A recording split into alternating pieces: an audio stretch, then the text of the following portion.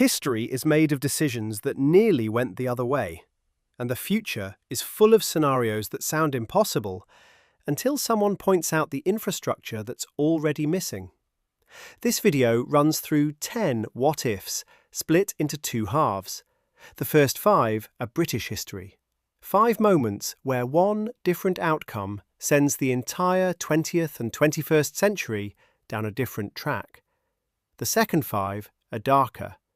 Systems we depend on daily, disappearing without warning. What connects them is the same thing that connects all history: fragility. The things that held then and the things that hold now are holding by less than most people want to admit. 10 what-ifs. Let's start in 1939. September 1939. Germany invades Poland. Britain stays silent. Without British military intervention, France falls by mid-1940, with no Dunkirk rescue to preserve what remained of Allied forces. The United States, already reluctant to enter a European war, finds less reason to do so without Britain as a staging ground. Germany's dominance over Western Europe consolidates. The British Empire, intact but isolated, watches a continent reshape under occupation. The RAF never fights the Battle of Britain, because there is no battle to fight. Churchill's government either doesn't form or has nothing to lead into. And here's the part that gets complicated. The British people, who had been among the most resistant to fascism in Europe, spend the war years as spectators. What that does to a national identity built on wartime resilience is a question Britain has never had to answer. Would staying out have been the right call? Britain's wartime identity is built on what it chose to fight for. The next scenario goes back even further, to a moment that shaped what Britain chose to keep. Queen Victoria dies in January 1901. Parliament votes within the month.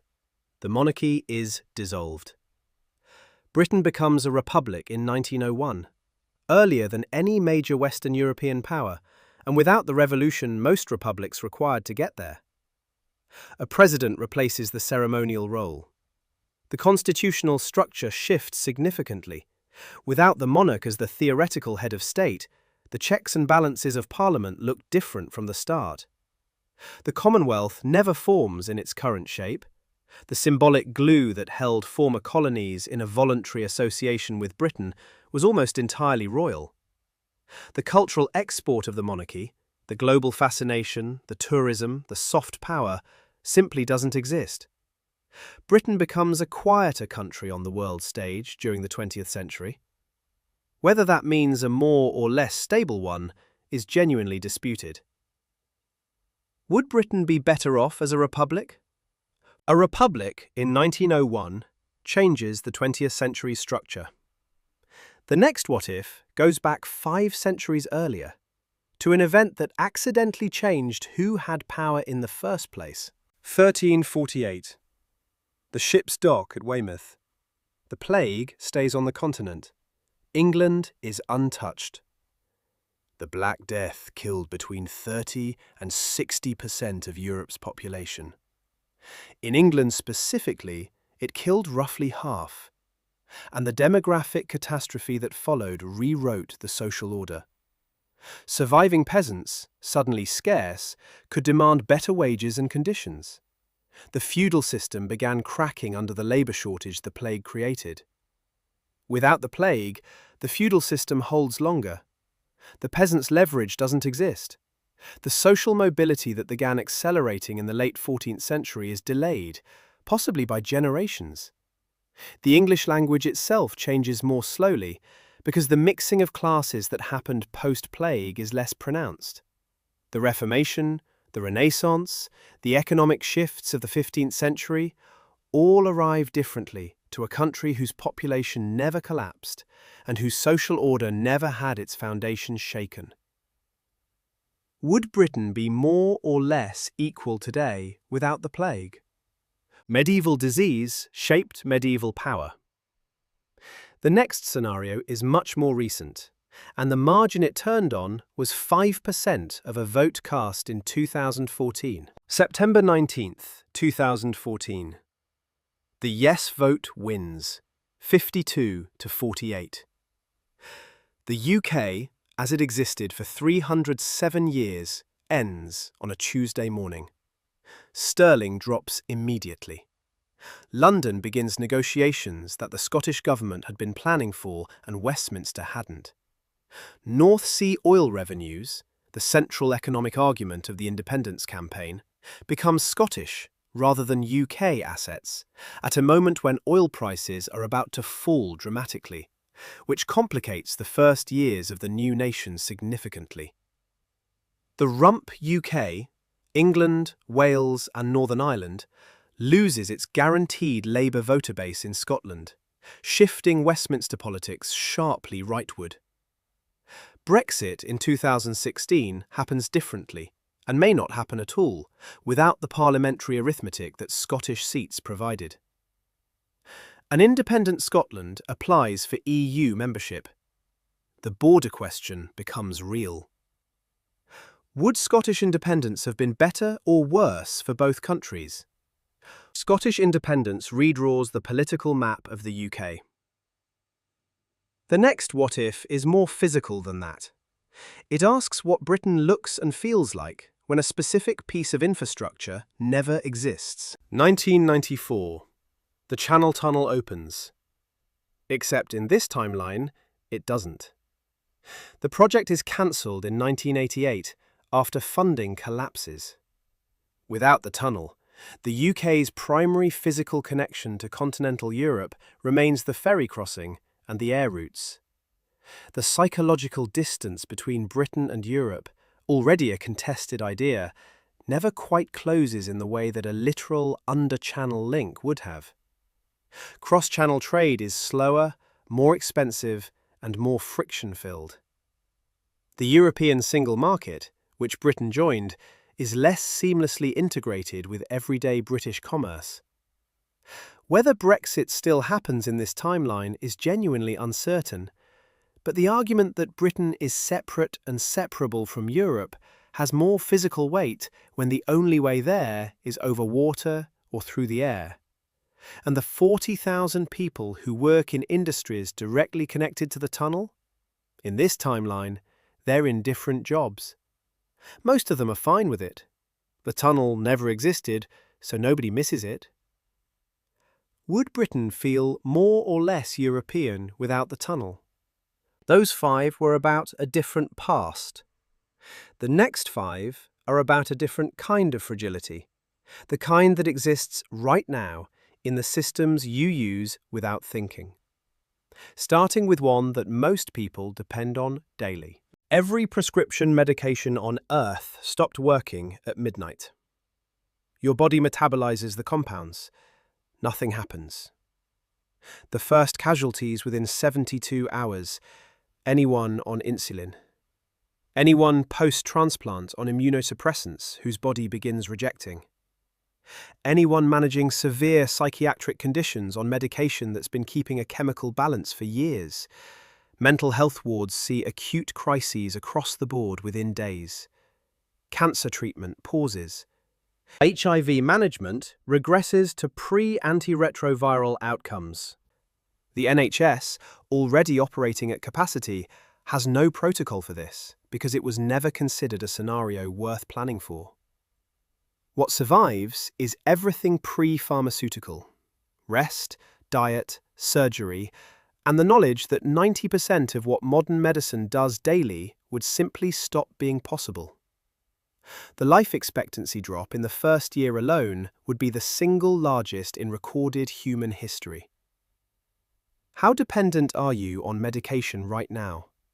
Medication failing removes something invisible that holds millions of lives in place. The next scenario removes something so fundamental that its absence is visible from the moment it happens. The sun went out 4 hours ago. Not an eclipse, not a cloud. Gone. Surface temperatures begin dropping within the first day, not dramatically because Earth retains heat, but noticeably. By day 3, it's below freezing across most of the UK. By day 7, food crops that need light are already dying in greenhouses.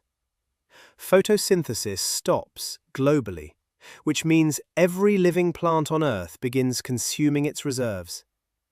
By day 15, the psychological toll is measurable.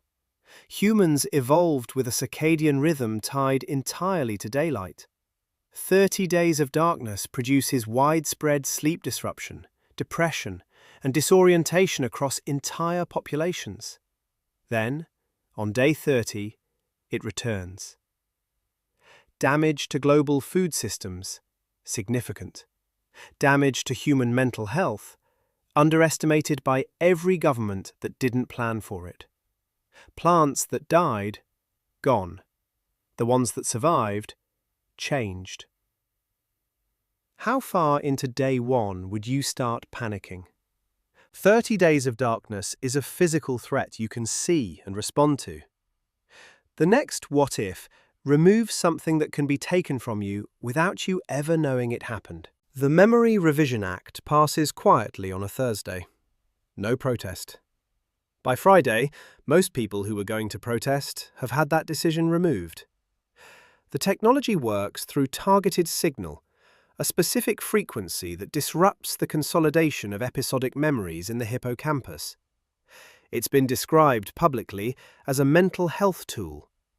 The first announced use is for trauma survivors. The second use, less announced, is for witnesses to events the government categorizes as sensitive to public stability. Journalists begin disappearing from beats they'd covered for years, not physically, but mentally. They simply don't remember the story. The population doesn't revolt because the people most likely to document the revolts keep forgetting they started one. What resists the longest? Written records, paper, ink. The things that existed before screens and could be buried where no signal reaches. How would you protect the things you know if memory wasn't safe? Erasing the past is one kind of control. The next scenario removes the future, not through force or technology, but through simple biological absence. The last birth on Earth happened 8 months ago. No cause has been identified. No pregnancy is progressing past 4 weeks. The initial response is scientific panic. Then, as years pass without resolution, it becomes something quieter and more existential. Schools begin emptying from the bottom up. No new intake. Existing students aging through. Within a decade, the youngest humans on Earth are 10 years old. The industries built around children, toys, clothing, education infrastructure, pediatric medicine, begin contracting. The economic models built on population growth start failing in sequence. What happens to a society that knows, with certainty, that it is the last generation to be young? Some people become more reckless. The future feels abstract. Others become extraordinarily careful. The things that exist now are the only things that will exist. Religion experiences a simultaneous surge and collapse, depending on whether your theology offers an explanation. How would you live differently if you knew no new generation was coming? A world without children raises questions about what we're building toward. The final what if this video raises a simpler, more immediate question. What happens when nothing can move? Every engine on Earth stopped at 6 a.m. this morning. Cars, planes, trains, ships, all of them. Permanently. The first hours are about the planes in the air. Emergency landings using remaining momentum and glide paths. Most make it, some don't. By midday, the scale of what no transport means starts landing. Cities that import food, which is almost all of them, have approximately 3 days of emergency supply before the shelves begin emptying in earnest. Medical supply chains that move pharmaceuticals, equipment, and organs for transplant across regions grind to a halt. The cities that survive the transition best are the smallest and most self-sufficient, the ones that never became entirely dependent on the global supply system. The ones that fare worst are the megacities: London, New York, Tokyo, places where millions of people live in a space that cannot feed itself without infrastructure that no longer functions. Humanity doesn't end, but it does reorganize around the size a community can sustain on foot.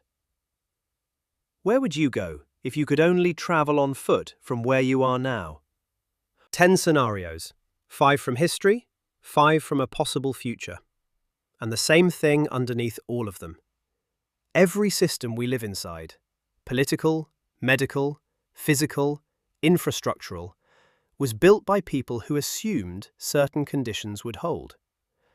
The monarchy assumed its continuity. The feudal system assumed its labor supply.